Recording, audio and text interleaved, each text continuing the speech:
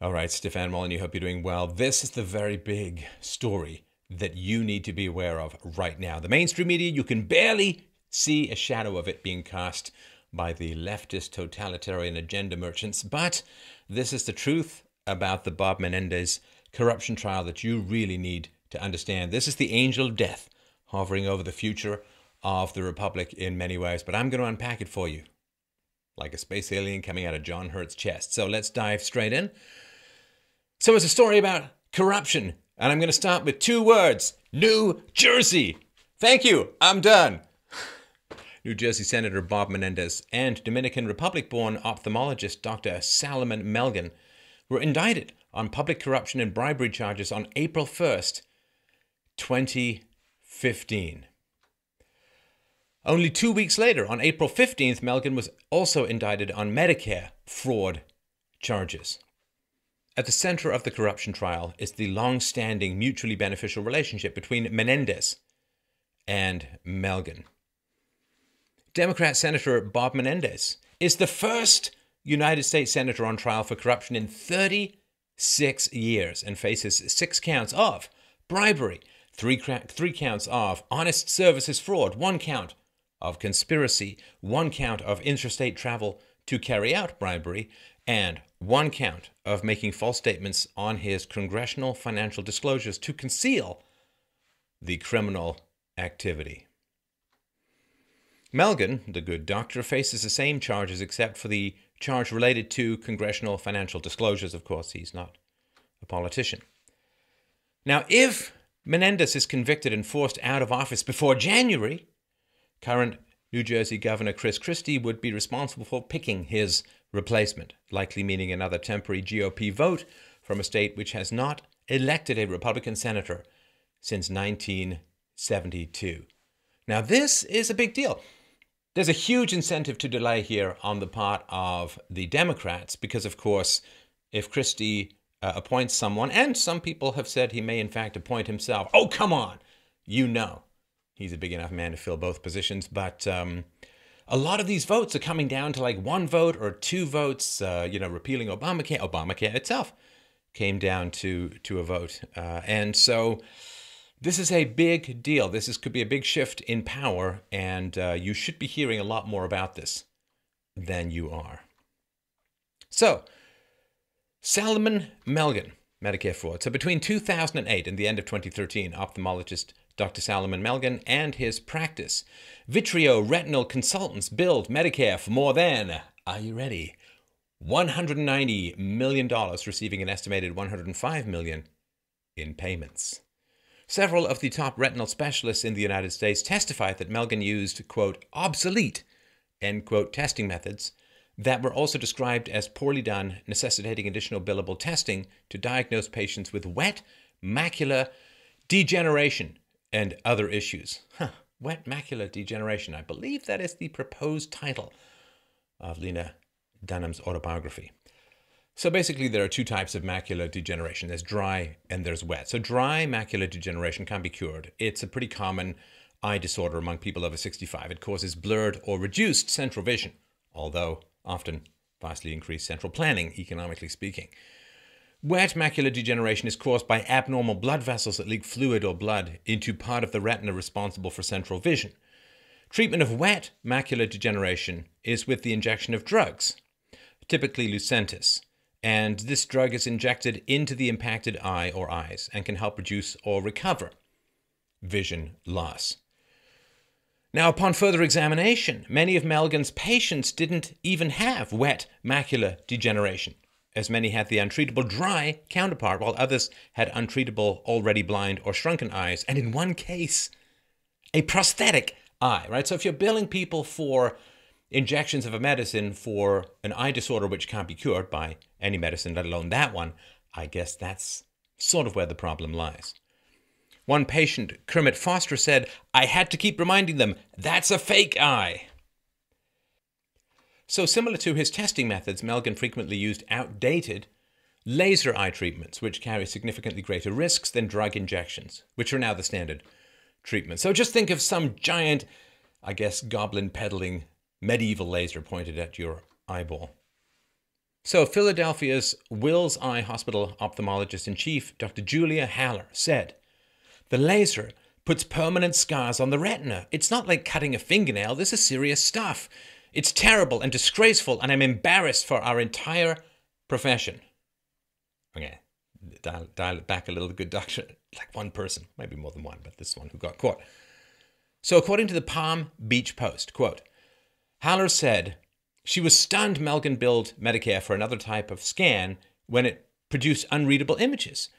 The type of dye it requires has to be injected for it to get in the bloodstream. Instead, when Melgen's technicians couldn't find good veins in elderly patients, or they simply objected, Melgen allowed them to take the dye orally, right? It's got to be in the bloodstream to get to the eyes. You put it in the belly. I don't think it does nearly quite as much good, and I'm not even a doctor.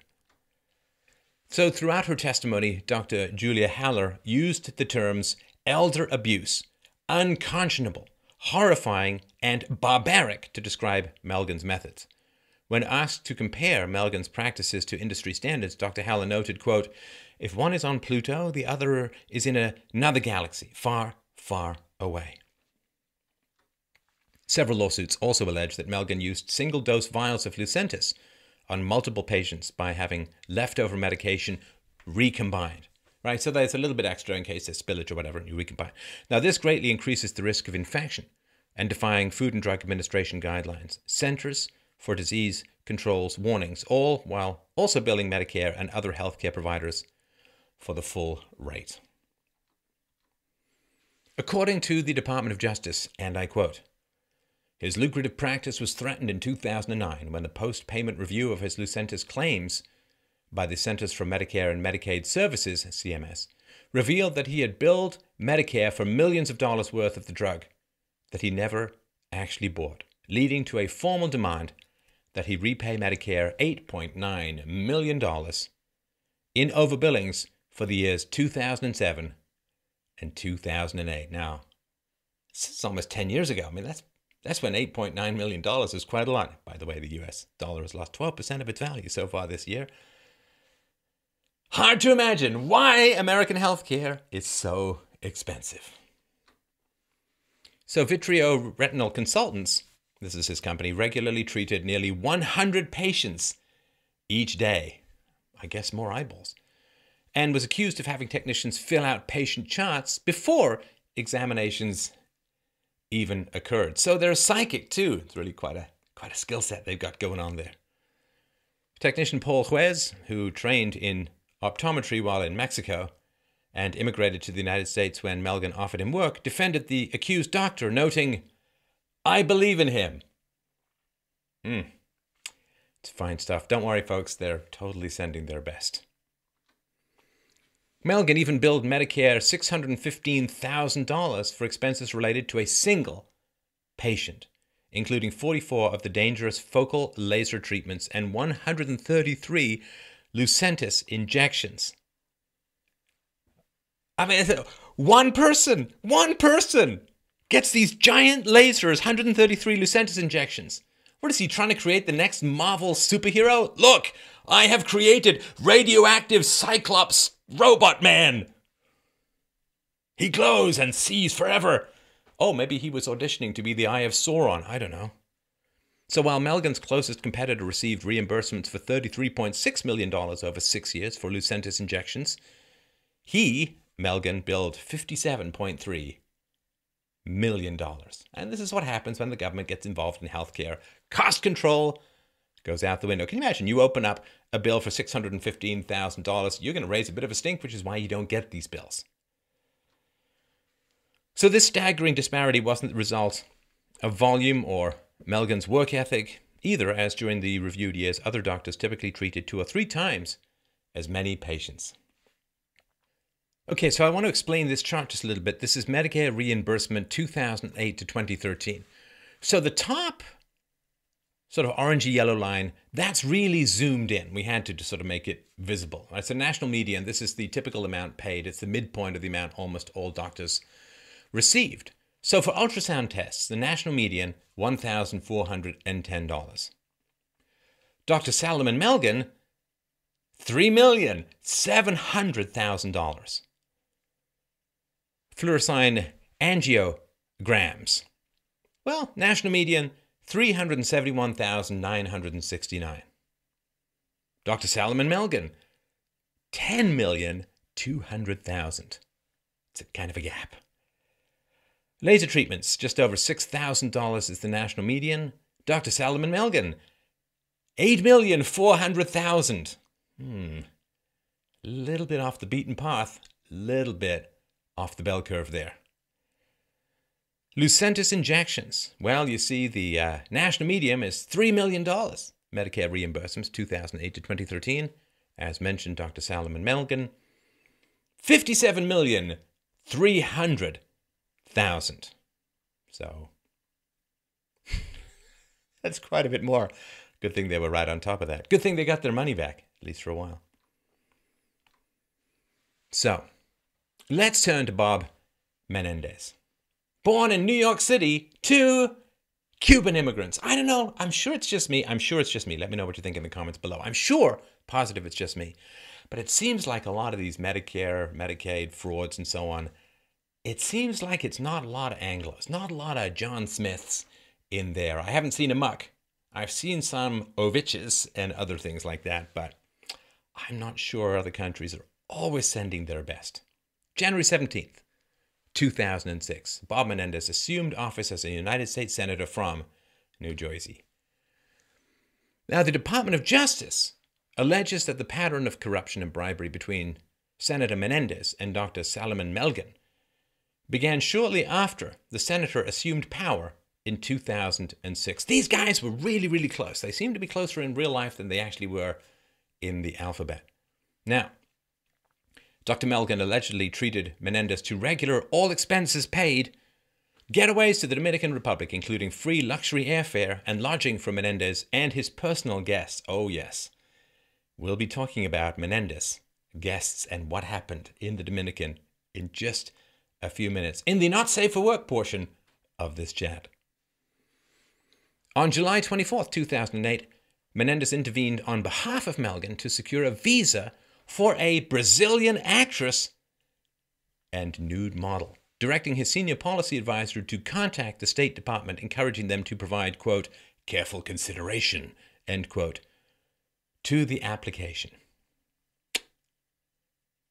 Brazilian, I wanted to put the actress in quotes there, but maybe she is. Nude model. So, I guess, well, she's not a dreamer, but I'm sure that people have wet dreams about her. So, that's nice. If you're going to break the law and come into the country illegally or semi-legally or bend the rules to get somebody into the country, does it help if they're hot? Please discuss amongst yourselves. A similar scenario occurred on at least 3 other occasions related to Melgen's foreign-born girlfriends.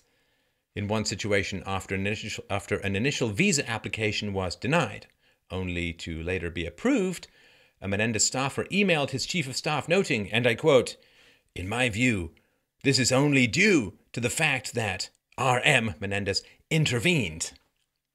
So, seems to be quite a paper trail. I guess they're not really excellent at covering their tracks. On July 17th, 2009, Menendez arranged a call with the Centers for Medicare and Medicaid Services, CMS director, and used an aggressive tone to advocate on Melgen's behalf related to the over $8.9 million in fraudulent Medicare billings. But the director did not give in to the pressure. Oh, and he's married. Menendez. All right, let's move on. Weeks later, Menendez reportedly emailed his chief of staff, quote, "Dr. Melgen is still in the non-litigant stage, so we should determine who has the best juice at CMS and Department of Health." Now listen, just between you and I, just keep this private, just between you and I, my friend. We kind of always know that politics works this way, right? That you have your friends and your friends do you favors and they pull strings for you. This is kind of a confirmation. If this is not punished, this is what I mean when I say that the sight of death hangs over the neck of the republic itself. This is kind of what we suspect politics has degenerated into. And there seems to be significant evidence to this if it's found to be true, if Menendez turns out to be guilty, and nothing happens. Or, in my view, if nothing happens, that is very significant. On January 24th, 2010, Menendez spoke to CNN about the Supreme Court's Citizens United v. FEC decision. So after making all these phone calls and getting all these visas, quote, "The last thing we need is big oil, big health insurance companies, big banks being able to spend unlimited amounts of money from their treasury to influence the result of elections. The last thing that the average citizen needs, who already feels that these big moneyed interests already have too much influence in Washington, is to add more money." He's outraged that money might be used to influence politics. Appalling. Shocked to find out there was gambling going on. On March 24, 2010, Menendez sent Melgen an email requesting specific high-end accommodations for a 3-day trip to Paris, France, even specifying how his friend should procure the arrangements. And within a single day, Melgen had complied. Now, of course, when you are accused of corruption and influence peddling and so on, one defense, which we'll get to later, is, hey, man, we're just friends. It's a bromance. We got this going down. We're just, we're tight. We're buds. We're homies. We hang. I don't know how good your friends are. I have a lot of good friends. I don't really think I have anyone I could just phone up and say, get me really expensive accommodations in France now. And they'll be like, okay, Steph, I'll go make the calls. So some really, really good friends, almost too good.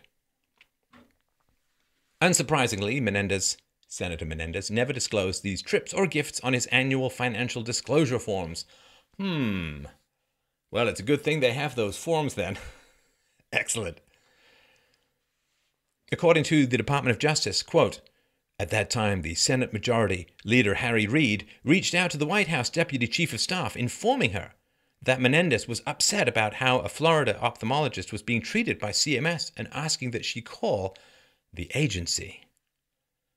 Harry Reid. There's some speculation that Reid retired, perhaps in part because of getting caught up in this increasingly sticky, vile, disgusting web/noose on the neck of the Republic. I guess I'll leave that to you to research for yourself. According to the Department of Justice again, quote, "In early 2012, Melgen acquired full control of a Dominican company, ICCSI, SA, which had a contract giving it the exclusive right to install and operate X-ray imaging equipment in the Dominican Republic's ports for up to 20 years." Right? So this is, the stuff coming in and out, you X-ray it and so on to make sure that nothing untoward is coming in or maybe even going out. So they've got this exclusive right to do all of this X-ray imaging. Well, up to 20 years. The contract is estimated to be valued at between $125 million and $500 million. And according to Dominican magazine La Lupa Sin Trabas, Melgen paid, little below market value, if I understand this correctly. Remember, valued between $125 and $500 million, this company, he paid $100,000 for the company.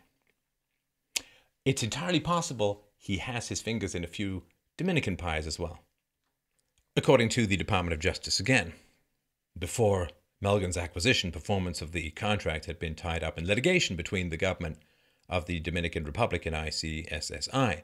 To reap any reward, Melgen had to resolve the long-standing dispute. You see, that's the logjam. That's the cork in the bottle. Pop that cork and you get access to all of these hundreds of millions of dollars, but you've got to find some way of resolving this legal dispute. I wonder how he's going to go about that. Any guesses? Anyone? Bueller? Anyone? Yes? Okay. According to the American Chamber of Commerce of the Dominican Republic Executive Vice President William Malamud, quote, "The owners of ICCSI have been actively seeking a partner who would be able to get the contract implemented. He seemed to convince them that he had what it takes, but he has, to my knowledge, no previous experience in port security," end quote. Now, that's just crazy. I mean, it's one thing to sell your ports to the Saudis, your port security to the Saudis. It's quite another thing to have, well, he's a doctor. This involves X-rays. 2 and 2 make 4. It's a perfect fit. I don't know how anything gets done at all in government, except the wrong thing. So despite zero experience in border security as a trained ophthalmologist, Melgen was now in business and had a connection which could help make his new acquisition very lucrative. Strangely enough, it still gets called a free market by some people. On May 10th, 2012, Menendez's office set up a meeting with an assistant secretary of state to discuss the status of the multi-million-dollar ICCSISA contract. That same day, Melgen allegedly agreed to give $60,000 to entities which directly supported Menendez in a way intended to obfuscate or hide the source of the funds. Right, so you understand. Menendez's office sets up a meeting to try and figure out how to break this logjam between this company that Melgen has acquired and the Dominican government. Now, it's a Dominican company. It is the Dominican government. Why is the Secretary of State, why does the State Department care? Why do they care? Why do they care? Is this big on the list of big problems with American foreign policy? I would think not. But, you know, you grease the hand, you get the results, as some would say. Menendez's chief of staff reportedly instructed Melgen's personal assistant on how to make the payments. And I quote, 4 family members contribute $10,000 each to New Jersey Democratic State Committee Victory Federal account. 2 family members contribute $10,000 each to the Fund to Uphold the Constitution. Oh! Do you have to pray to the irony gods to get the names of these shell nonsense? Blah, blah, blah. All right. Sorry. 2 family members contribute $10,000 each to the Fund to Uphold the Constitution. It would be great if the contributions could be sent via FedEx to my home address, and I'll distribute them once I receive them. Maybe wrapped up in a carpet, I don't know. According to the Department of Justice again, quote, on the memo line of the check, the words MFS contribution were written and subsequently crossed out. MFS are the initials of Menendez for Senate, the name of Menendez's Senate campaign committee to which Melgen already had contributed the maximum allowed under federal law. You understand? Couldn't top that one up without raising a lot of flags. No, just cross it out, write in something else.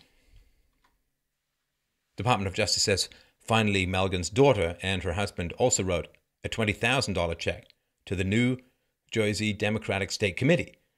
Like the check written by Melgen and his wife, the memo line bore the crossed-out words MFS, Menendez contribution. Bank records will reveal to the jury that Melgen simultaneously reimbursed the couple with a $20,000 check from his ophthalmology practice, VRC, leaving no question about who the benefactor really was. I know it's a bit complicated, a little bit of thread to cross here, but yeah. He wanted this legal situation resolved between the company he bought and the Dominicans, and Menendez's office set up a meeting with the Assistant Secretary of State. Boom! $60,000 to entities supporting Menendez. You know, it's kind of, as far as I understand it, the RICO Act, you don't have to show everything. You just have to show a consistent pattern of behavior, of benefits, and so on. Things were a little different for politicians, which we'll get to soon. Now, more coin shows up later, but it's just interesting. $60,000 bucks. It's not a small amount of money, don't get me wrong. But relative to the $500 million that could be gleaned from this contract with the Dominican Republic government, it's just, you know, virtue is not sold for a huge amount of coin. It's the 30 pieces of silver rather than the 20 tons of gold. On May 16, 2012, Menendez allegedly met with the Assistant Secretary of State to discuss the department's lack of initiative to resolve Melgen's Dominican Republic contract dispute. If only there were other things going on in the world that might get their attention somehow. Department of Justice said emails and testimony will show that the Assistant Secretary and his staff subsequently explored ways to appease the senator, including tacitly broaching the subject of the contract dispute in a meeting with the Dominican Republic's president. Now, by the by, I have no idea what kind of x-rays are being performed in the Dominican Republic's ports at this point while this is all tied up. Seems somewhat important to me. On June 1st, 2012, Melgen reportedly joined Menendez at the annual Menendez fundraiser Pegasus Dinner and delivered a $300,000 VRC check made payable to Majority PAC, a super PAC supporting Democratic Senate candidates, but specifically earmarked the funds for New Jersey. See, you got caps on what you can donate to politicians. But does it really matter? Does it really matter? According to the Department of Justice, passing the contribution through majority PAC, which was not required to disclose Menendez's name or the New Jersey earmark on its public FEC filing, left no trace of the New Jersey senator. On June 7, 2012, Menendez met with the highest ranking official at the CMS, right, that's the Oversight Committee for Medicare, its acting administrator, and further pushed for them to change their reimbursement policy, which would require Melgen to repay $8.9 million in fraudulent billings. Just change your policy.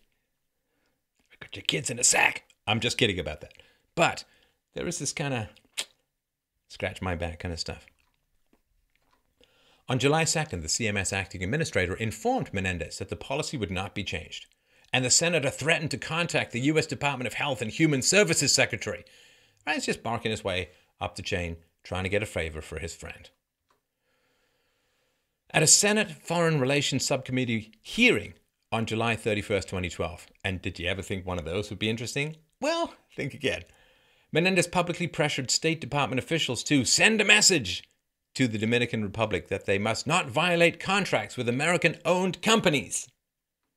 It's just great that he has so much time to help his friend. What a buddy. Pretty much Samwise Menendez.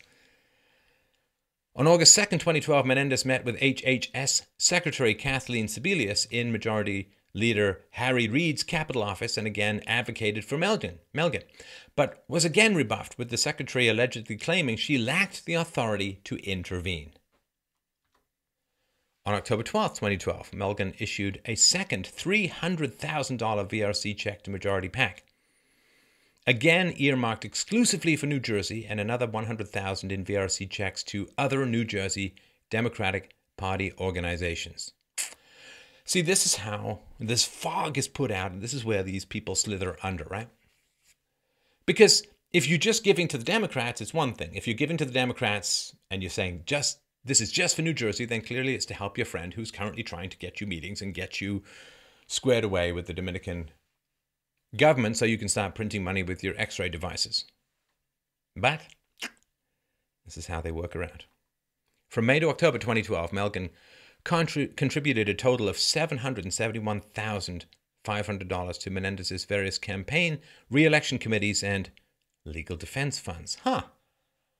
It's really pretty forward-thinking when you think about it.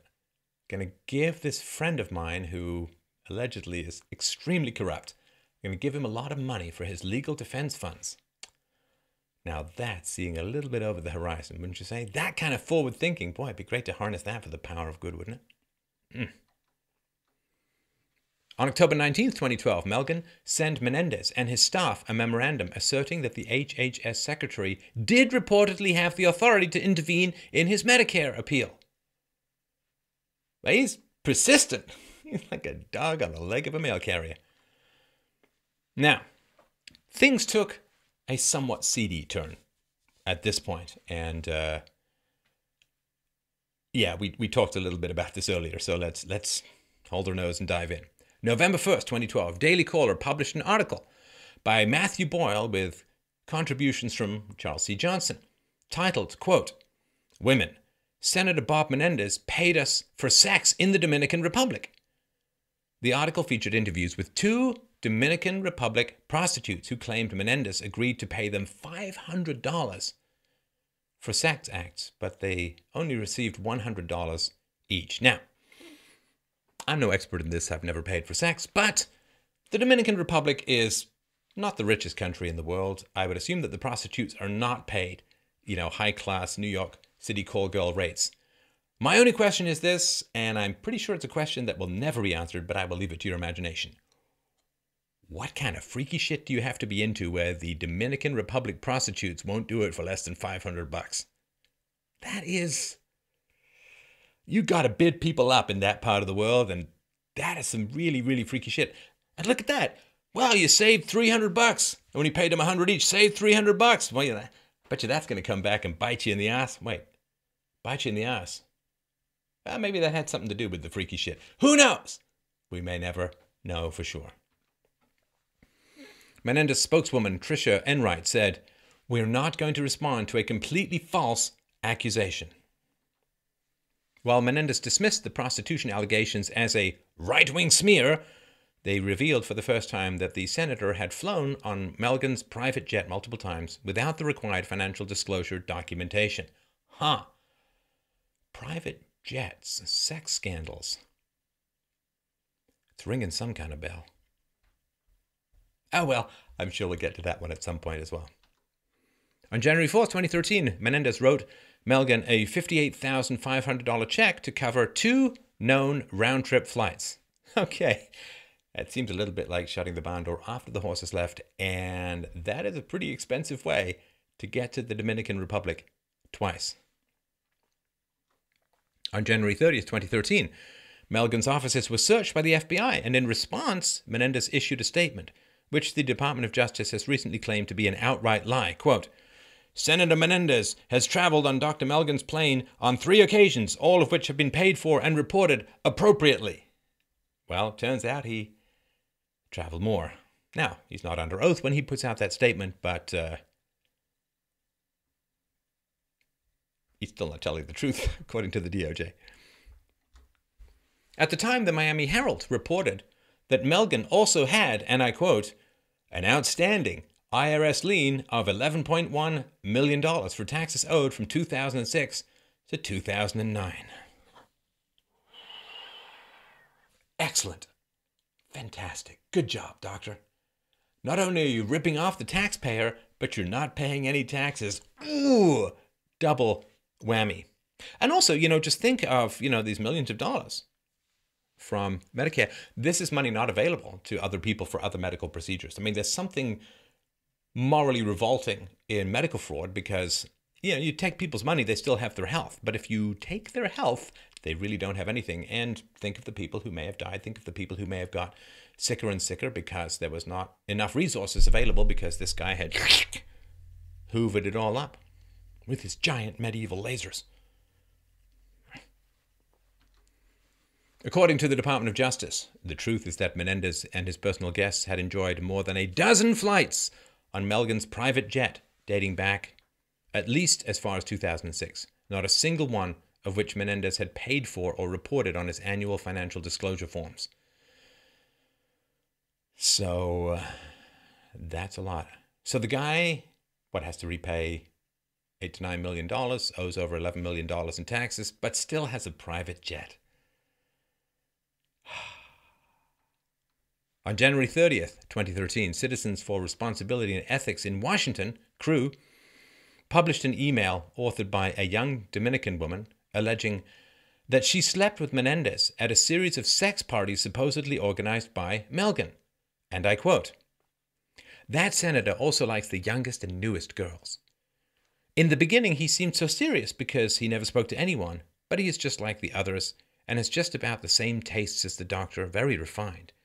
I think they were taking us more often to get us checked medically because of him." Right? Don't want to spread something to your ever-loving, all-suffering wife. This young Dominican woman said, "The first time we had sex was February, and then in May and June. I recall his visit in June so well because that month was my 17th birthday."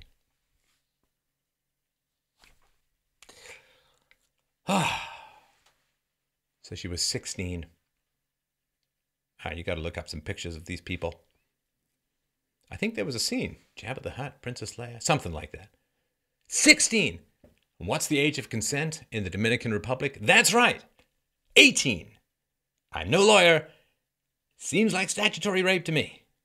Corruption of a minor? Who knows? And Anthony Weiner goes to jail for sexting. Gross, understandable, corruption of a minor, whatever the hell was thrown at him. But this...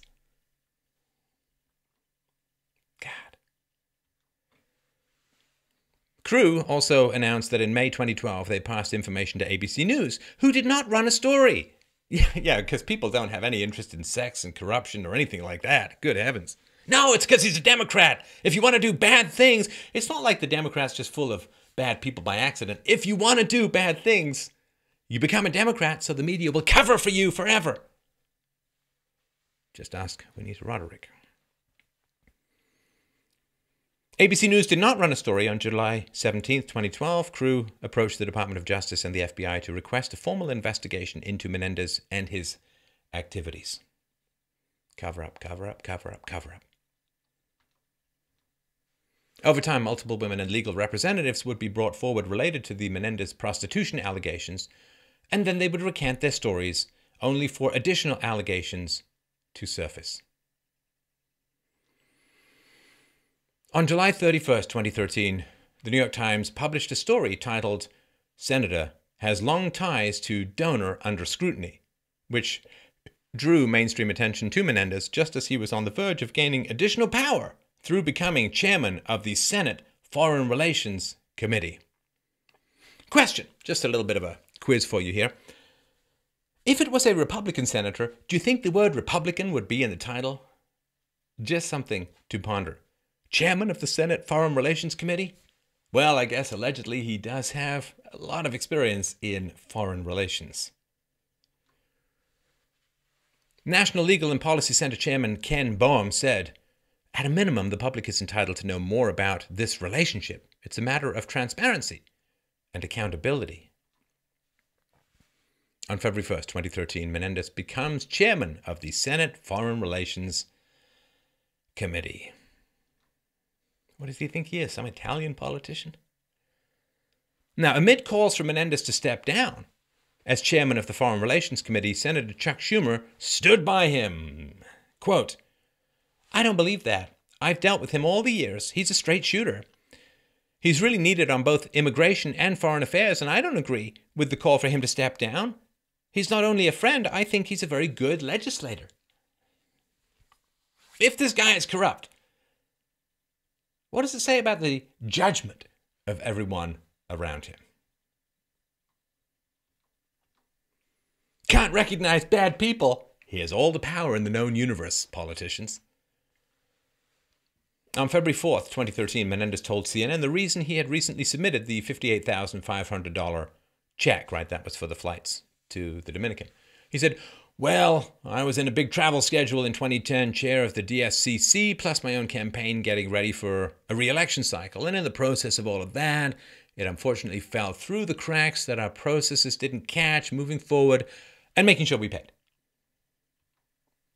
Word salad, yummy, yummy. Nearly a month later, Menendez allegedly repeated the 3 occasions claim in Voxy, a Latino-oriented online newspaper owned by Dr. Melgen himself. There's an objective source for you.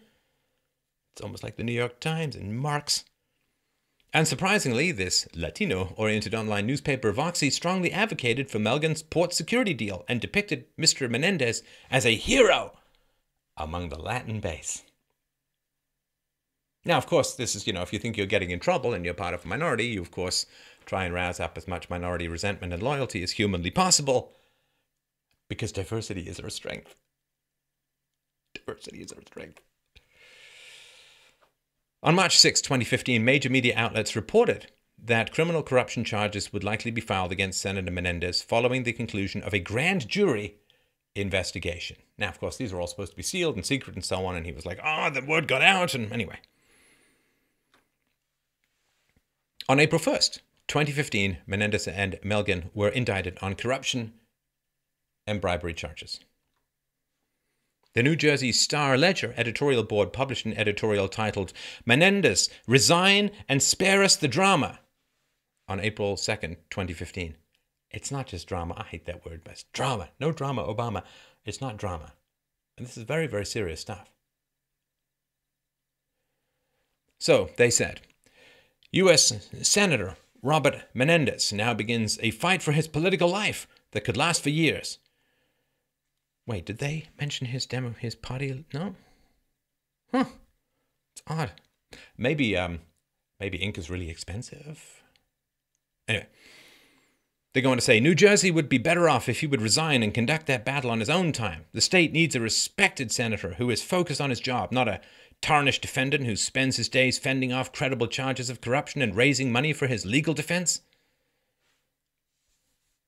Yeah, because heaven forbid he do anything that wouldn't serve the people of New Jersey really well, like be corrupt. The New York Times editorial board published an editorial titled, "Step Down, Senator Robert Menendez," on April 2nd, 2015. And I quote, "Mr. Menendez is evidently not in a hurry to get to the stage of contrition, having warned on Wednesday that he's not going anywhere. He would be doing a disservice to New Jersey by clinging to power as a disgraced politician. His colleagues in the Senate should demand that he step aside." Senator Chuck Schumer on April 1st, 2015. April 1st. Isn't that All Fool's Day? Or is it just one Fool's Day? Anyway, he said, "Menendez is one of the best legislators in the Senate and is always fighting hard for the people of his state. I am confident he will continue to do so in the weeks and months ahead." On June 17, 2015, District Judge William Walls denied a request for Menendez to move his trial from New York, New Jersey to Washington, D.C. Hey, finally, a wall that works. And he said, "The court has no reason to believe that New Jersey's jury pool will demonstrate more partisanship or bias than a jury pool in Washington. Despite the number of witnesses in Washington, the practical inconvenience of traveling to Newark from Washington is little." Menendez attempted to get the corruption and bribery case dismissed by claiming the investigation was 1. Tainted by allegations of underage prostitution. 2. The U.S. Supreme Court overturned the bribery conviction of former Virginia Governor Bob McDonnell in June 2016, and the precedent placed specific limits on bribery charges. Now, that's a big topic. We won't deal with it here if you want to look it up yourself, but this is a big precedent thing which makes it very, very hard to pin corruption charges on politicians. Funny how that works. Department of Justice, August 24th, 2015, said, as the defendants note, this investigation began with serious and specific allegations involving child prostitution. Presented with that information, the government, including experienced prosecutors from the Department of Justice's Child Exploitation and Obscenity section, took the only responsible course possible. It conducted an investigation. I just want to point this out. This stuff was not pursued. Maybe they felt they could just get him on the corruption stuff and all that. But the Department of Justice, regarding this child prostitution, right? Serious and specific allegations. Not proof, be clear, not proof. But that's how they refer to it. The DOJ went on to say, while those allegations have not resulted in any criminal charges, there can be no question that the government has an obligation to take such allegations regarding potential harm to minors very seriously, regardless of who the alleged perpetrators may be. That is precisely what the government did here, and there was nothing improper about it, despite the defendants' palpable regret that the investigation ultimately led to the discovery of their corrupt relationship. As would be done in the normal course, the government took responsible steps to investigate these serious criminal allegations, which were not so easily disprovable as the defendants suggest. Some eyewitnesses described a party attended by defendant Melgen in Casa de Campo, where defendant Melgen has a home and where defendant Menendez often visited, involving prostitutes. Whores and whores and whores. Department of Justice, August 24th, 2015 said, furthermore, defendant Melgen has flown numerous young women from the United States and from other countries on his private jet to the Dominican Republic. Many of these young women received substantial financial support from defendant Melgen. For example, defendant Melgen flew 2 young women whom he met while they were performing at a South Florida gentleman's club on his private jet to his villa in Casa de Campo the day after paying one young woman $1,000 and the other young women $2,000. Maybe that's what pissed off the Dominican prostitutes, that the Americans were getting so much more money. They said, indeed, one of the defendant Melgen's pilots described young girls who looked like escorts traveling at various times on defendant Melgen's private jet. Some young women who received substantial sums of money from defendant Melgen were in the same place as defendant Menendez at the same time. Moreover, when the allegations were first reported, defendant Menendez defended himself with public statements that are easily disprovable. Specifically, he repeated several times that he had only flown on defendant Melgen's private jet on 3 occasions. That representation is demonstrably false. Confronted with corroborating evidence of such serious crimes, it would have been an inexcusable abdication of responsibility not to investigate these allegations. Menendez spokeswoman Tricia Enright said, "The motions to dismiss that were filed earlier by Menendez showed how the DOJ tried to make up for weak allegations about public corruption by soliciting allegations about sex. The oppositions the DOJ filed continue that refrain, now with new salacious and baseless allegations, again having nothing to do with the actual charges in the case. While talk of prostitution may make for good headlines, it has absolutely nothing to do with this case." And apparently that's where the defense line is. Well, there's talk about prostitutes, but it's got nothing to do with the corruption case. And thus we ascend to heaven on a shoestring of halos. Former federal judge Stephen Oriofsky said, "The McDonald decision," so this is the one earlier that overturned a corruption conviction. He said the McDonald decision narrows the grounds on which a bribery conviction can be obtained, so prosecutors have to prove more, for example, than setting up meetings. U.S. District Judge William H. Walls ultimately refused to dismiss the corruption case, and Menendez appealed the decision, hoping the Supreme Court would be willing to overturn the lower court decision and throw out the case. This all delay and escalate, just typical. On September 6, 2016, Fox News highlighted email correspondence showing Clinton associate Philip Raines reporting to Chelsea Clinton the morning of Hillary Clinton's January 23, 2013 Benghazi hearing, quote, "We wired it that Menendez would provide an opportunity to address 2 topics we needed to debunk: her actions/whereabouts on 9/11 and these email from Chris Stevens about moving locations."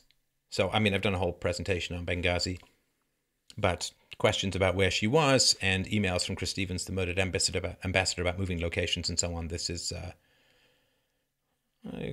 seems to be pretty collusionary between the Clinton group and Menendez.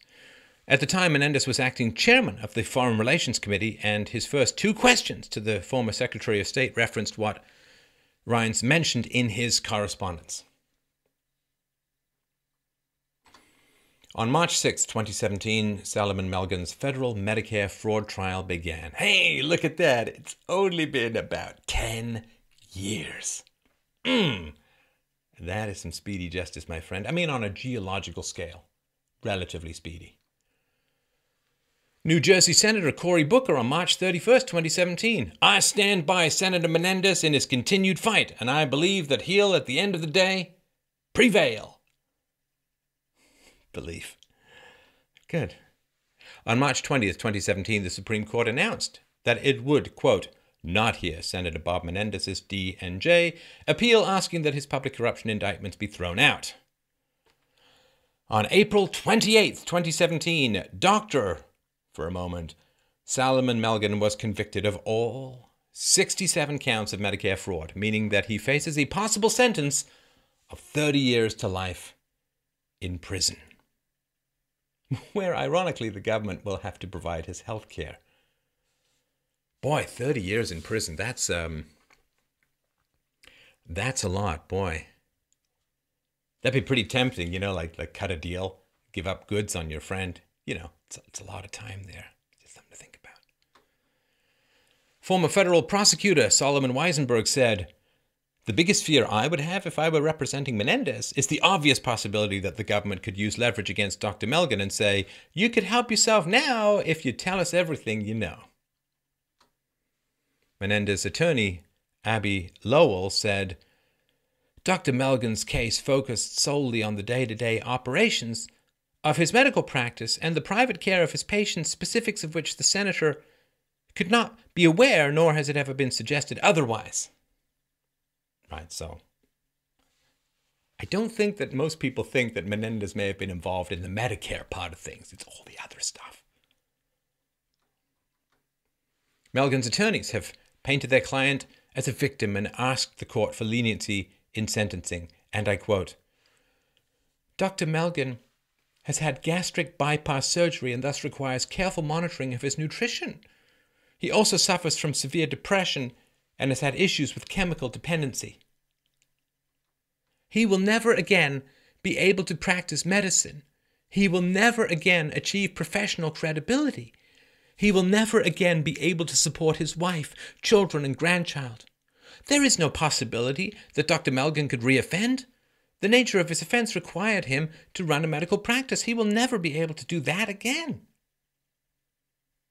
See, here's the thing. Dr. Melgen apparently is really concerned that he might not get good health care. After ripping off the healthcare system and basically denying good healthcare to other people, he's really, really concerned about the possibility that his continual and positive healthcare might be interrupted. On August 10th, 2017, the sentencing hearing for Melgen was suddenly postponed. Curiouser and curiouser, I say, sparking speculation that he could be cooperating with federal prosecutors in the Menendez corruption trial. While Melgen's attorneys claim, quote, scheduling problems for the delay, U.S. District Judge Kenneth Mara previously denied a request to delay the hearing until after the Menendez trial, but then approved the new request without further comment. Yeah, scheduling problems. You know, when you've been sentenced to possibly after 30 years in prison, the judge is like, well, we wouldn't want to give you that sentencing if you've got any scheduling issues. You just let us know when your mani-pedi is done and you've had a chance to get a back rub, and we'll schedule something then. West Palm Beach defense lawyer Richard Lubin said, "I think it would be the first thing you'd think of. Oh, he must be cooperating with the prosecution. I would imagine that everybody would think that."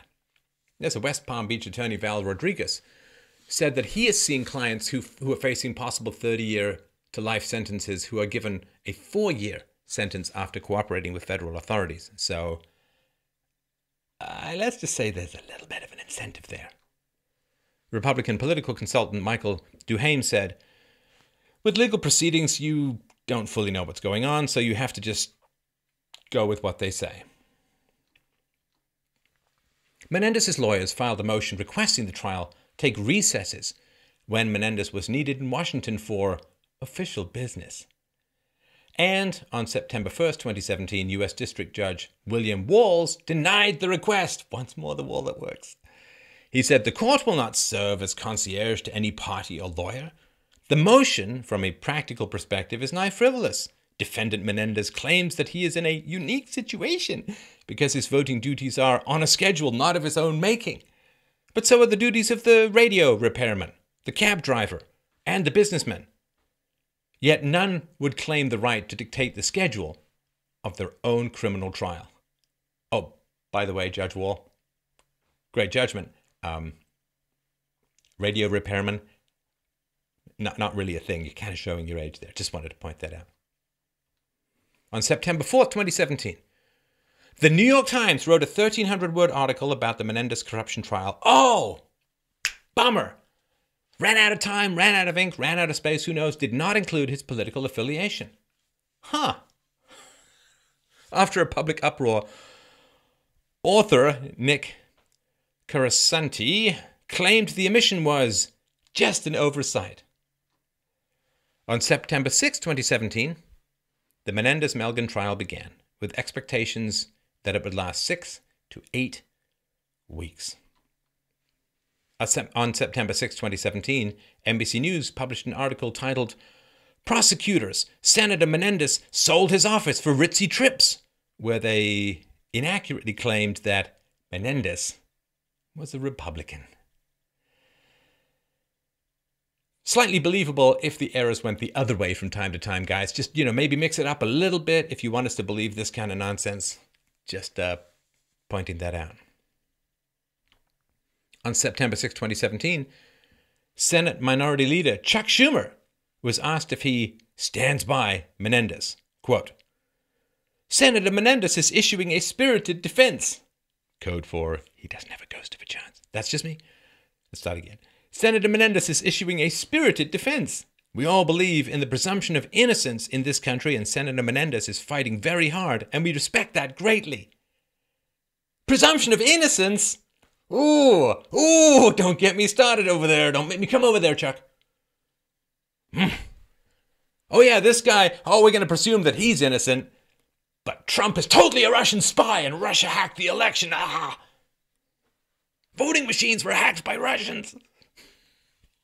But, innocent until proven guilty. If only we could get the left to get down to 2 rules that they simultaneously break at the same time. Be a massive improvement. Melgen attorney Kirk Ogroski on September 7th, 2017. Prosecutor Peter Koski said friendship is not a defense to bribery. I'm here to tell you today that friendship is an absolute defense for bribery. Because they're friends. There is no intent to bribe. When you do things for friends because you love them like a brother, there's no bribe.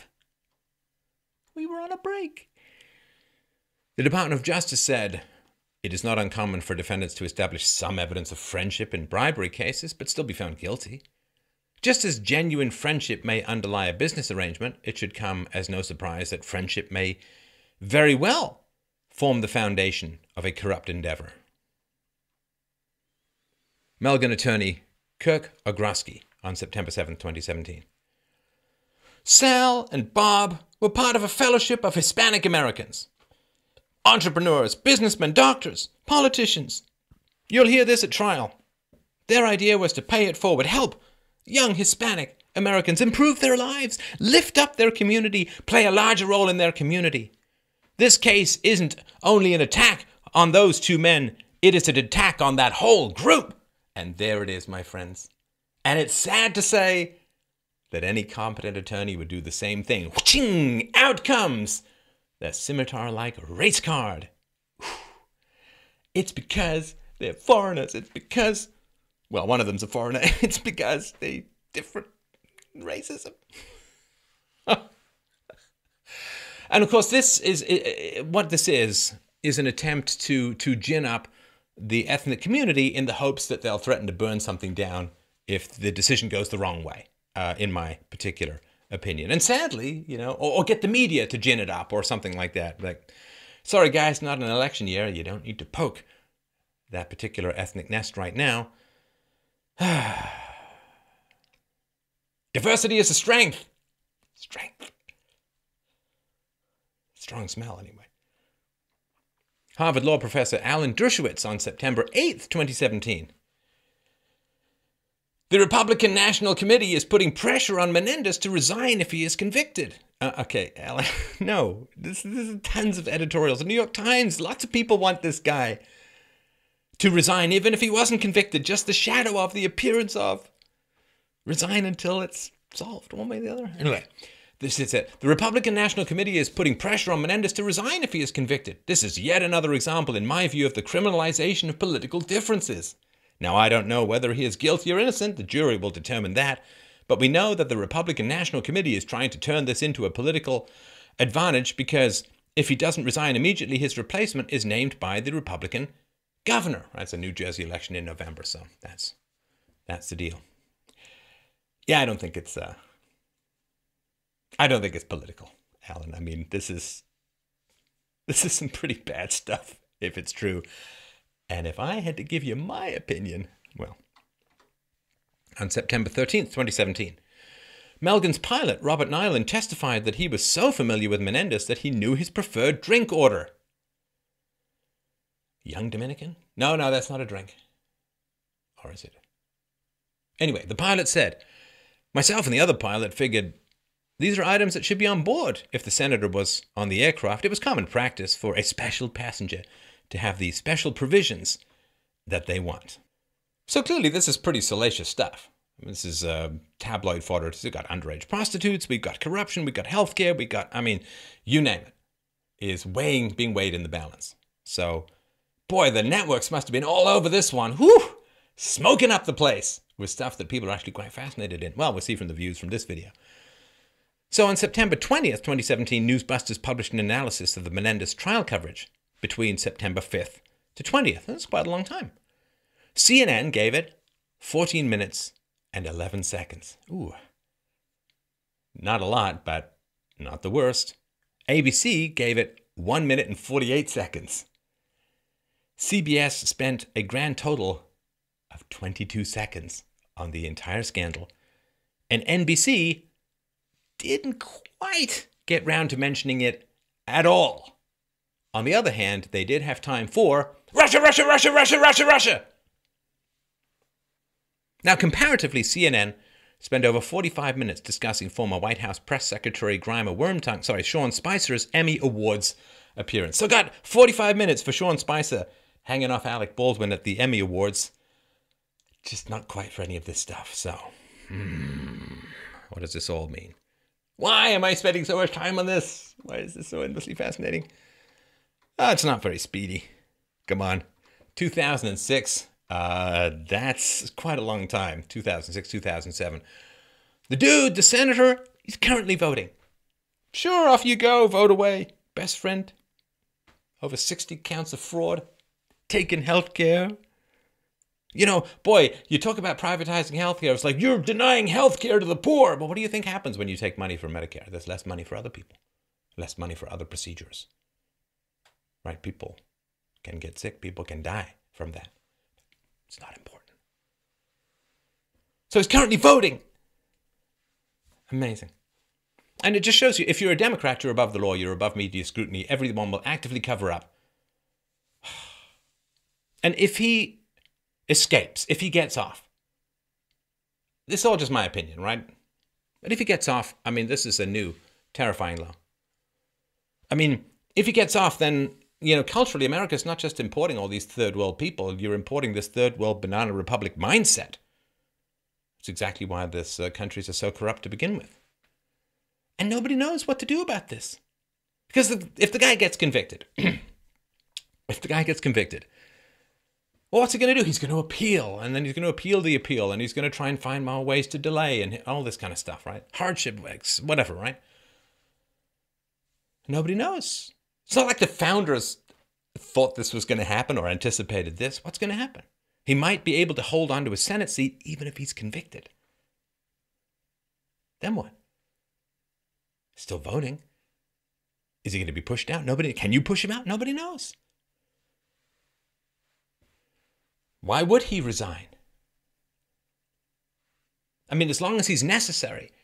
I mean, you want to hang on to that seat for personal reasons. As long as he's necessary for the Democrats to have that extra vote, they're going to do everything they can to protect him, of course, because Alinsky, because that's how they roll. And you know, you only move, when you're rolling, you're only going downhill. And of course, what does he know? Forget about what the Alwyn brothers know about everyone. What does this guy know about everyone around him? I mean, if the doctor is spilling his guts and then Menendez gets caught up and Menendez starts spilling his guts, where does this end? This is another reason why there's probably going to be a lot of pushback to continuing this. Who is of clean enough conscience to point a finger and follow through in Washington? And this is how politics works as a whole, in general. And there are some exceptions. I think there are some decently principled politicians in America, as Rand Paul. There is lots of other, Congressman King, I just interviewed. I mean, there's some principled, good, moral politicians out there. But for the most part, everyone knows how it works. You give a bunch of money to a politician or to his PAC or in some way support him. And then you get the meeting, you get the favors. You're a donor, you get the favors, and the favors are worth a lot more than the donation, right? 60 grand buys you a company for 100 grand that can net you hundreds of millions of dollars in fees. This is how it works.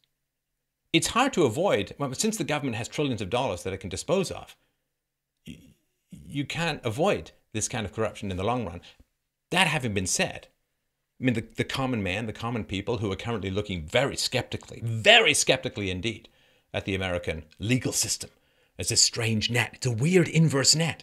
It catches the little fish and drives them on the dock to be filleted and sold for parts. It catches the little fish, but the big fish swim mysteriously through it and away to the great feeding grounds of blood-soaked taxpayers on ice. Common man needs a win. Somebody needs to go down to show that the political system is not way above the legal system.